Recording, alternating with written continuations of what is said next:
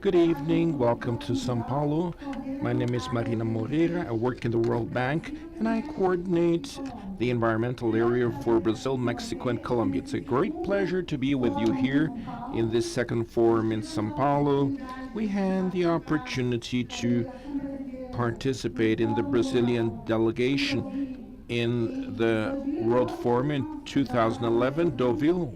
Gee, that was 2 years ago. It's a pleasure to be with you, many friends in the audience, new friends, and to meet. And I'd like to introduce our chairman of the forum, Veronique Morali. Veronique is also chairman of the FIMALAC Development and Women's Forum for the Economy and Society.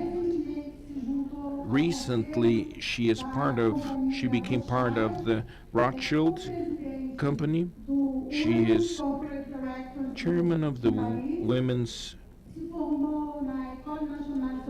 group in Paris, and she has a diploma administration, and she has a master's degree and also many awards.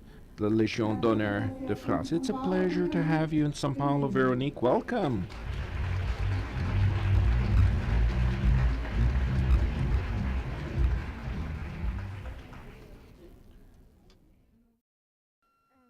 I don't know which one I'm going to use. I'm going to use this one. So, good evening, everybody. Good evening, Minister Teixeira. It's a great honor to have you here tonight. And it's a great honor to have you all. So many women here to come, even more than last year. It's a second edition, as you know, of the Women's Forum in Sao Paulo, and have been asked so many questions, why Brazil? And I must tell you that to this question, I discovered that there was no one answer. There was thousands answers. And since last year, I have been training myself, giving new elements of answers to this question, why Brazil? So last year, I would have said also, and immediately, because you have Dilma Rousseff, your president, she is a great woman, she is a visionary woman, and it's a great honor to be in a country led by an extraordinary woman, because also you have great environment ministers, just like Mrs. Teixeira, and but this would not have been sufficient, of course. There is, of course, the economic angle. We come to Brazil because Brazil, the big growth, promising country, lots of natural resources, but that is not enough also to say why we are coming to Brazil. We could also have mentioned about the great natural resources, the forest, the rivers, all the beautiful landscapes, but that is not sufficient.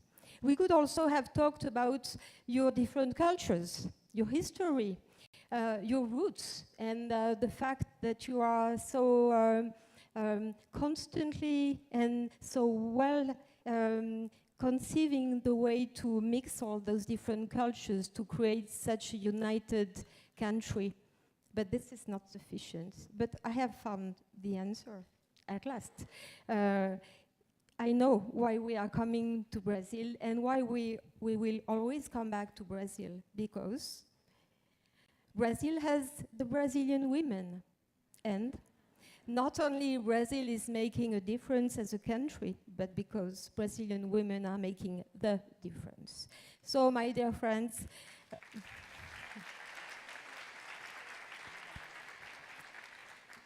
so it's a great pleasure for the second edition, Making a Difference. We didn't come here to bring French culture, although I came here with some extraordinary French women. You met Anne Lauvergeon, she was chairing Areva. Catherine Pégard, who is running our Palais de Versailles, is also here, and I'm very glad she could come because she's really illustrating the French culture. But our intention, my intention, was not to come here with our French culture and our French questions or French answers. We are here to be closer. We are here to do this Brazilian forum for Brazilian women and be able to bring back your Brazilian culture, optimism, dynamism back to France. And I must tell you, we need it. We are here also because we want to be your best messengers back to Europe. Because I must tell you also that I was sharing that with one of the great CEO champions over there when asked, most of the French young men and women when they are asked about where they would like to go and work, they immediately answer, we want to go to Brazil. They, of course, are quoting US, but not only US. They are not quoting Asia, because who would like to go and live in Asia? Not me. But many are quoting Brazil, because it's not only a place where you can learn and discover new ways to work, and it's a new horizon, a new frontier, but it's also because it's so great to be here with people full of optimism and cheerful and who love their country. So this year we are going to share with you, of course, we wanted to be closer. I would like to thank Anna Paula Schaugas because she helped us so much in building this program, because we didn't want to build the program by ourselves from Paris, from our cabinet. We just exchanged with lots of Brazilian women, and she helped a lot in building this program, which I hope you'll like. So we will discuss topics that you know very well and that we are sharing with you. Of course, environment. We are going to talk about social change. We are going to talk about philanthropy. We're going to talk about sports. Although in this category you are so much stronger than us. We are going to talk also about women's leadership, women's on boards, everything you've just started to talk about and exchange on before we started this plenary session. I would like also to mention about some initiatives, because we came here this year, we had so many new demands to fulfill, so we came to build new things. So we came with some initiatives. Some of you have already attended the CEO Champion Initiative, so it's a great group of CEOs, men and women, who are committed in changing their companies towards promoting more women at the top, and it's great to have them. And this CEO initiative, Champion Initiative, as you know, is an iconic initiative of ours in Deauville. It's here helped and sponsored by Ernst & Young, supported by McKinsey and Sodexo, and I would like to thank all the CEO champions to have been able to attend and come here. We also came with the Rising Talents, Rising Talents, promising young people. This is also a very important initiative we had in Deauville, and we really wanted to bring here with us. Already 100 young promising women have been recognized and co-opted within this initiative. This year we have 5 Brazilians, and we are very proud of them and proud that they are here with us today.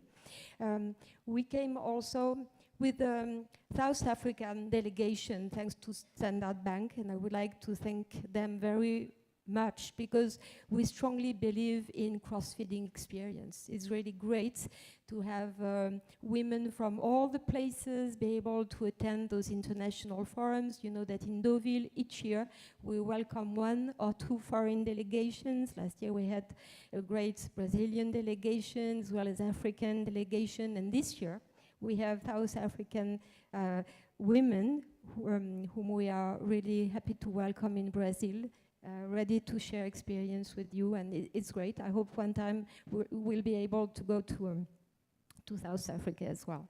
And last but not least, we have the Cartier's Women's Initiative.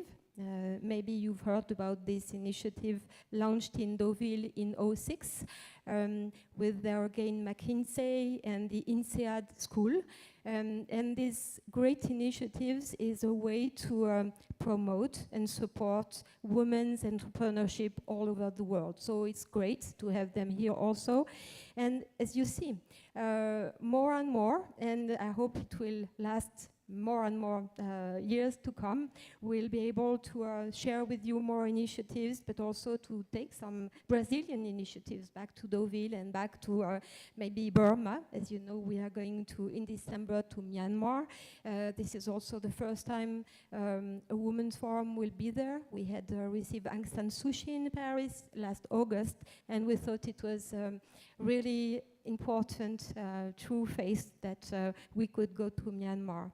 So my dear friends, I don't want to take more of your time. I just want to tell you how pleased I am.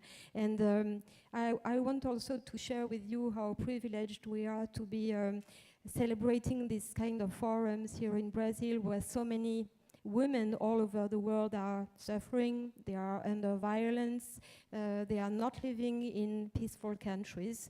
So be happy, let's enjoy this very unique moment all together.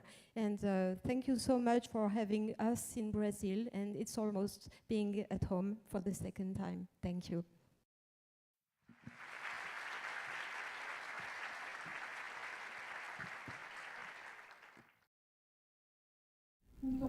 Well, thank you, Veronique. Merci. It's a great pleasure to receive the delegation from South Africa. We Brazilians have a strong link with South Africa, and it's a great pleasure to have you here. And now it's an enormous pleasure for me to introduce not only our Minister of the Environment, but also my great friend, Izabella Mônica Teixeira, the Minister of the Environment of Brazil. So, Izabella is a biologist. We studied together at the University of Brasilia. Izabella has a master's degree in energy planning, a doctorate in environmental planning. She's our greatest specialist, most important specialist in strategic evaluation, but above all, she is a minister that is making a difference in the environment, bringing to the center of discussions the environmental issues, including environmental issues in the industrial sector in Brazil. And it's a great honor to be here introducing Izabella Teixeira. Welcome. You have the floor.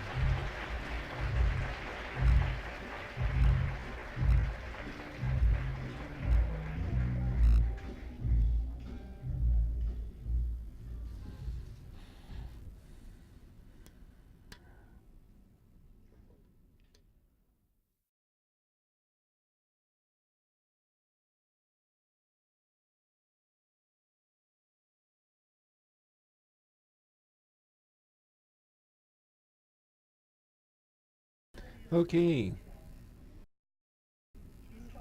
Initially, I would like to thank the words, when is okay, the friendly words from Adriana Moreira. We've known each other since we were 11, since the last century, and we're great friends, we can say this. So I won't tell her secrets, but I know many of her secrets. And she called me Monica. She already told one of my secrets. My name is Izabella Mônica, and some people call me Izabella Mônica, like the character of Mauricio de Souza. I'd like to apologize for the translators who I speak fast, and to the foreigners, because I will speak in Portuguese in order to be more like in English. It would be very boring, so I'll speak in Portuguese. So I will speak in Portuguese if you don't mind. Well, initially I'd like to thank the invitation to be with you on behalf of President Dilma Rousseff, who I'm representing in this event.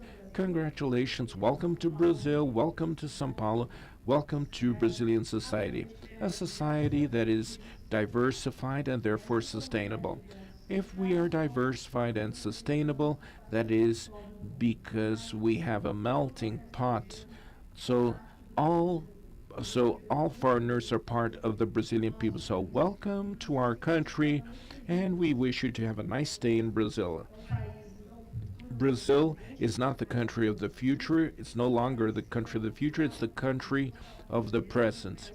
It is a country that is proud of receiving people from all over the parts. We're peaceful and we're all the same. We have our social problems, we have our political problems, but we have a young democracy, and it's a country, Brazil, a continental country, that receives everybody. And we speak one single language. So a great chance for you to learn Portuguese. I know it's difficult for foreigners, but therefore welcome on behalf of our president.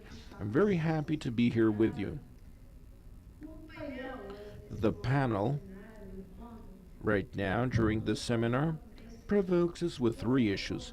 I will propose to you to leave aside the three issues. There are many people who will discuss this later, and let's talk about how we're seeing the role of women, not only in Brazil but also in the world, the role of women, and also my recent experience in other sustainability panels in the UN. We will talk about the challenges for women and the role of sustainable business and women's role in the world, especially in the next 30 years.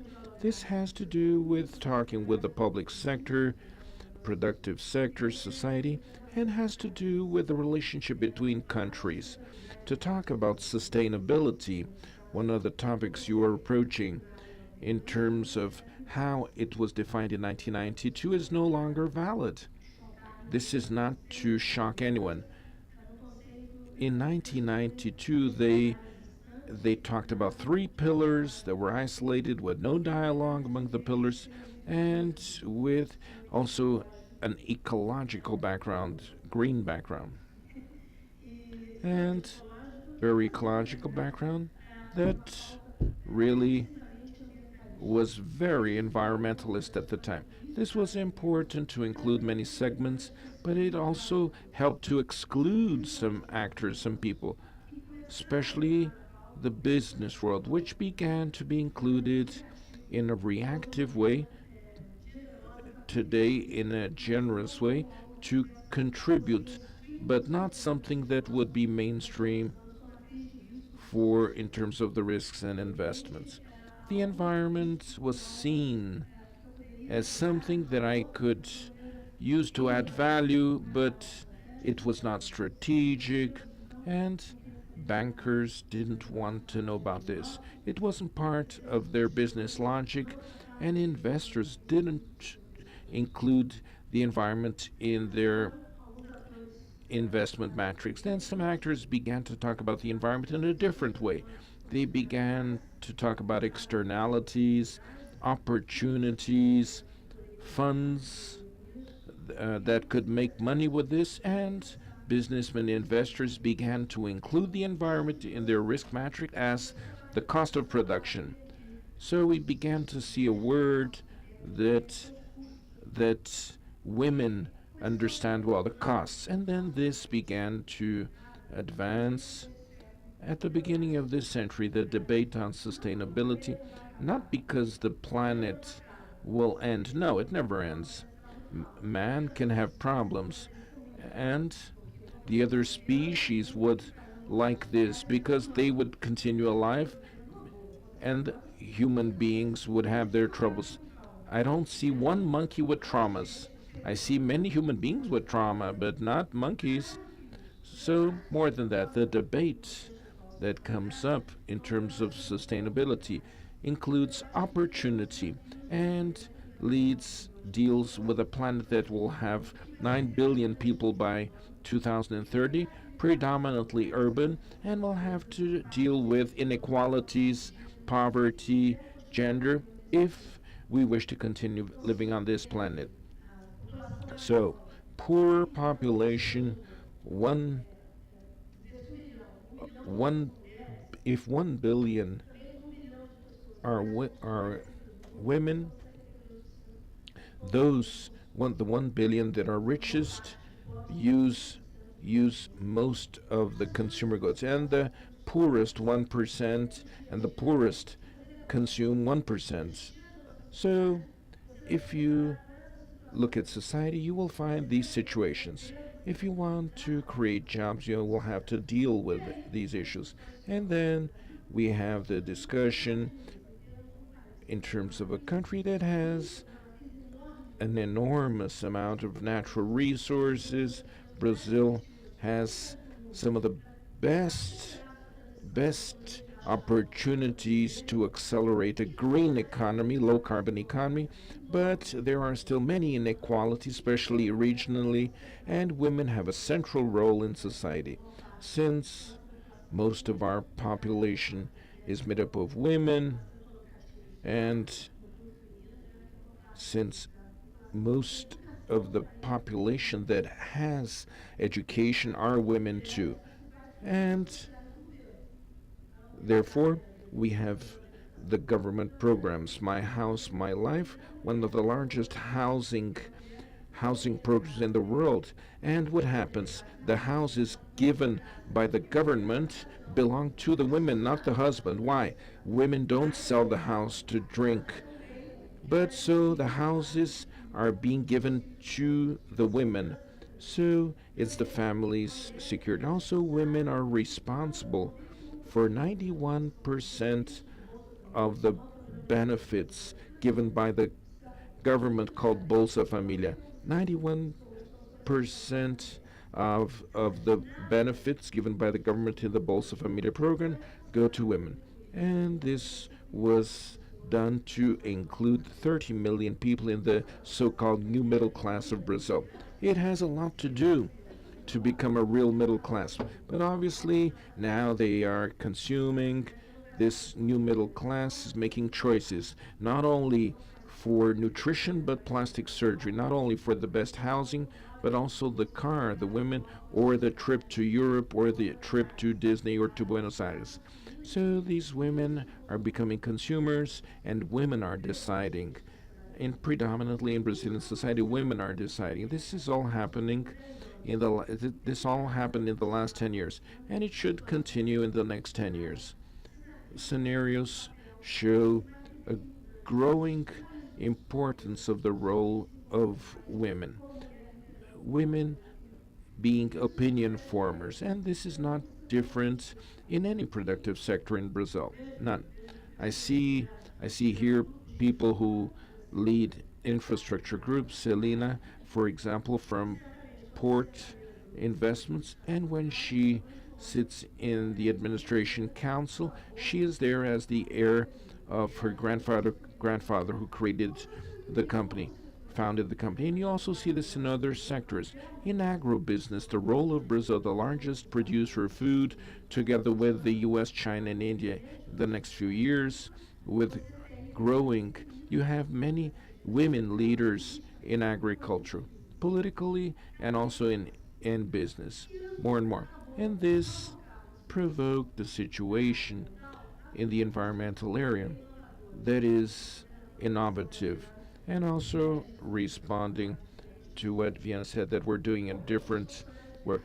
I am a career civil servant. I'm not a politician. I don't belong to any political party, although I'm in favor of the left, and I identify myself with the leftist cause of the government. But I'm not a politician, and all my career happened in the public sector. The country is going through a special moment that allows the government, the government's party, who really made a great effort to get to this position, and they have they have among their collaborators people who defend their principles. And for example, this was important for me. I was a minister in President Lula's government, and I said, gee, what is behind these things that are happening in Brazil? And women are beginning to become more important. In the federal government, we have 10 women who are ministers, and most of them don't belong to political parties. For example, Teresa Campelo leads the program to eliminate poverty. Inês Magalhães too. So if you look at the leaders of government policies, women, very strong women. I'm the one that is most light. I'm light.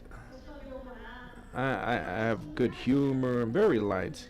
And when okay, but they're really determined. These women, they're all mothers. Many have boyfriends, husbands. Others have husbands and also boyfriends and lovers. I'm joking. It's a joke. But everything is sustainable. Don't worry. Always sustainable. It's a joke. My husband is my lover. So Adriana is getting red because I'm talking about her too. So we have our personal lives. We take care of our lives, our privacy, our friends. We have our agenda, and we still take care of an enormous political agenda. So where do we make a difference? We make a difference because we're the same. Being a woman, it really means this. This is there's a great picture when you go to talk to the president. She's a woman, and for example, sometimes she comes and says, "What happened? Oh, I have a problem. Don't talk to me." And people understand how this really works. And the fact that you're the same really makes you wish that everyone be the same. We want equality as a principle for survival, a principle that is in the day-to-day decisions of decision makers, and also to have a sense of belonging to something you want to transform. You must have you must belong, a sense of belonging. Otherwise you can't change. A banker, for example, can't have funds or credit lines that he doesn't understand or how they will work. So when the banker really understands this, then it transforms lives. Transforming lives means creating identity for your business. So through experience, and we see this, including social issues. These are not short-term changes. You must include people in a permanent way. And women understand this very well and do this in a pragmatic way. So these things are in the day-to-day activities of the government, the environmental ministry, and that is the reason our ministry, you can imagine, has this matrix, and like we say, 50 tones of green. And of course, apart from fighting the deforestation of the Amazon, apart from the modernization of ports in Brazil, what could the ministry do or could have done with the government? We work in planning, and we have the second largest number of points. We lose only to the women's secretariat. So that is, we have a ministry dedicated to women.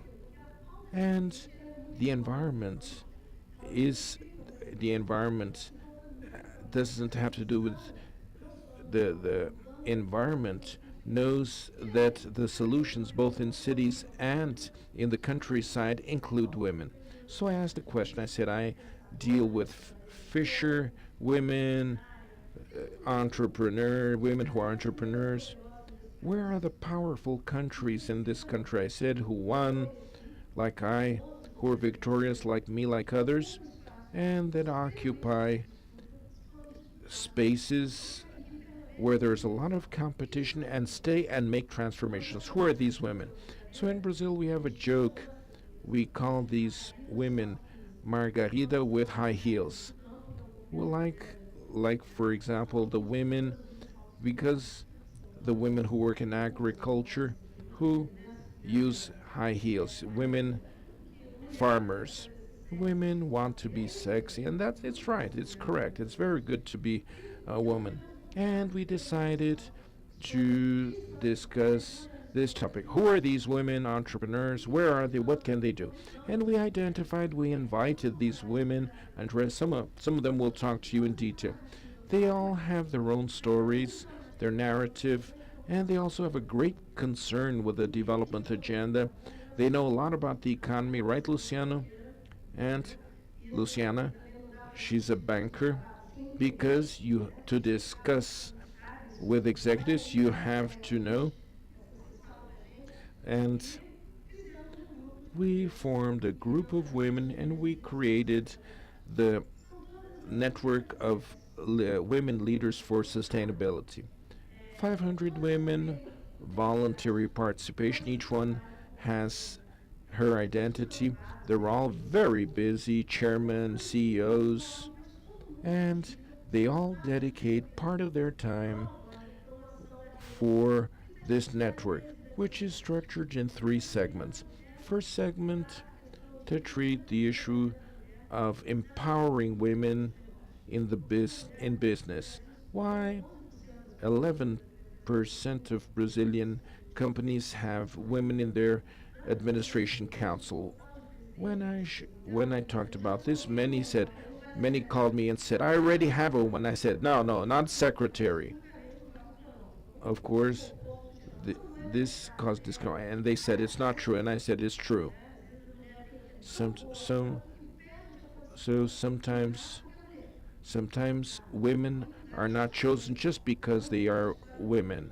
So we began to talk about these powerful women who were victorious, to really discuss the empowering of women in administration councils and companies. It's working with good results, especially in public entities.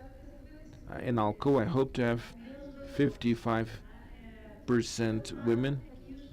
But the fact is that this really spread in the public sector. The Bank of Brazil didn't have immediately appointed a woman, and they began to work on this issue. An agenda that will continue until 2020. You will hear the details.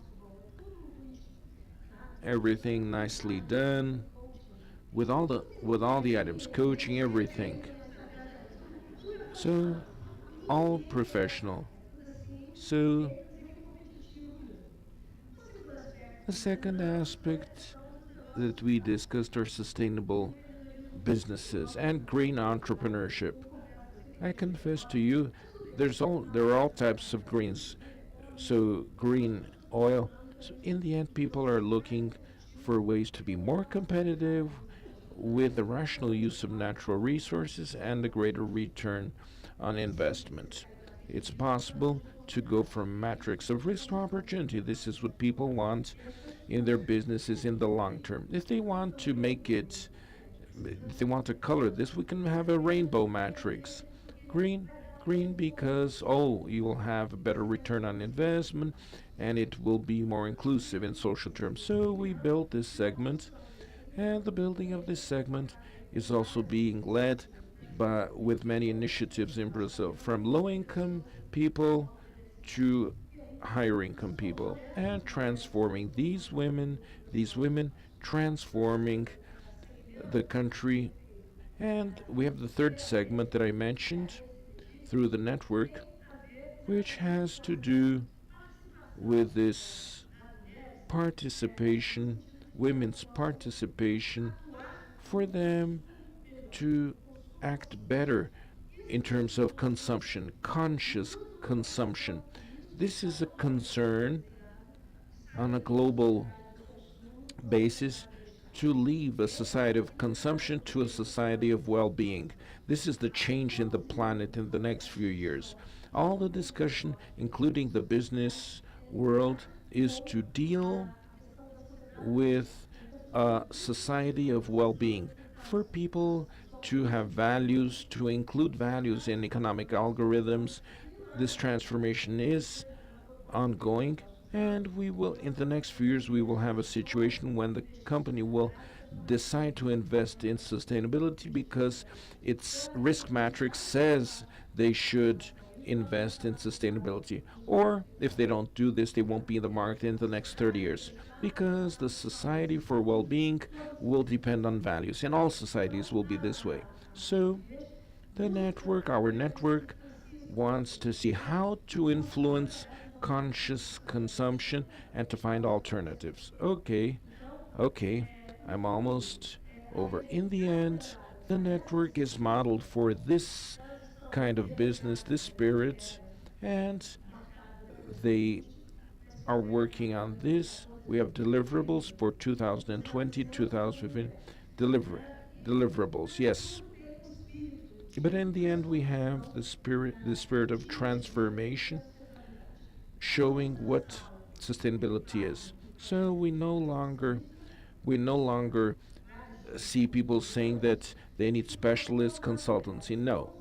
Now we have included other actors that have nothing to do with the environment, that are being part, then behavior, individual behavior, how we work on this. And today we have powerful women, middle class, powerful women, or poor women who are part of this network. They are really competing for this space in a country where I have people with conscious consumption both in the Amazon and in Sao Paulo. So this has spread all over the country, conscious consumption.